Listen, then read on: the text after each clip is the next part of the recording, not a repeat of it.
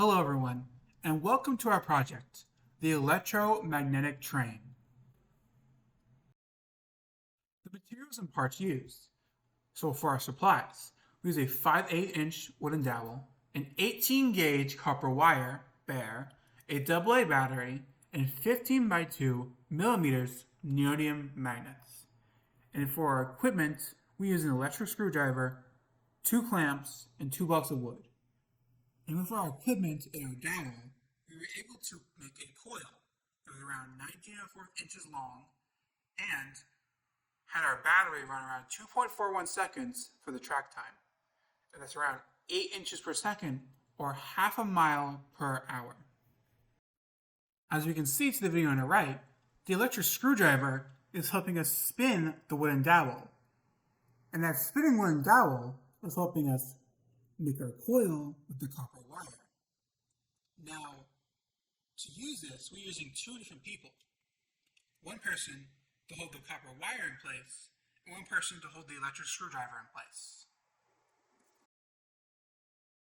Procedures. Number 1. Gather all supplies and equipment. Number 2. Wrap the coil around a tube slightly larger in diameter than a AA battery.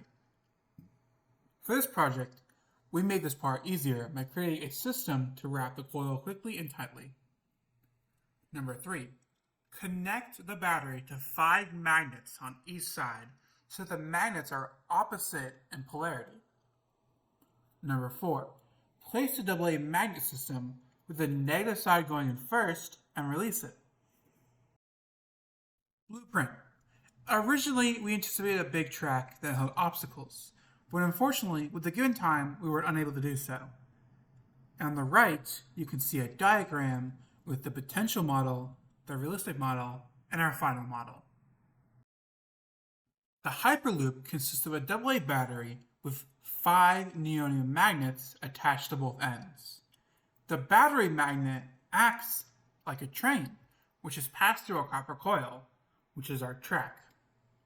The train is propelled due to its electromagnetic force, in particular Ampere's law and Faraday's law. The copper coil conducts electricity well, and when the battery magnet is introduced, there is a change in voltage in the wire due to Faraday's law. The change in voltage leads to a change in current, which then leads to a change in the magnetic field, which then can push the battery magnet forward. As you can see on the video to our right, the battery moves at a constant velocity throughout the wire. The reason this is so is because the battery has a constant change throughout the wire. And so the magnetic field that's created at each separate point along the wire is the same strength, no matter where the battery is moving inside that wire. Some extra information. Number 1. Do not leave the battery within the coiled copper wire, or it'll heat up very, very, very quickly. So please do not leave the battery within the middle of the track. And number 2, in our project, we connected our coils by soldering them together. So if you have like 2 smaller coils, you can connect them pretty easily and make a longer and longer and longer and longer track. Faraday's law. A change in the magnetic environment of a coil of wire will cause a voltage to be induced in the coil. And when a magnet is moved inside of the coiled wire, there's a change in the magnetic field and the magnetic flux through the coil. Lenz's law states that an induced electric current flows in the direction that produces the magnetic field such that the current opposes the change in the magnetic flux that induced it. And so the copper wire becomes magnetic. And important to note, the magnet must keep a velocity or the induced magnetic field in the wire will cease to be generated. It needs to keep moving. Ampere's law and its applications. The magnetic field in space around an electric current is proportional to the electric current which serves as its source. This is very similar to how the electric field in space is proportional to the charge which serves as its source.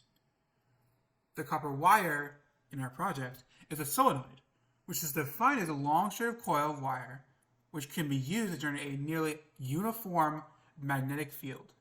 As you can see from the image to the right, all the magnetic field lines are pointing in the same direction, and most of the density of those field lines are inside the coil.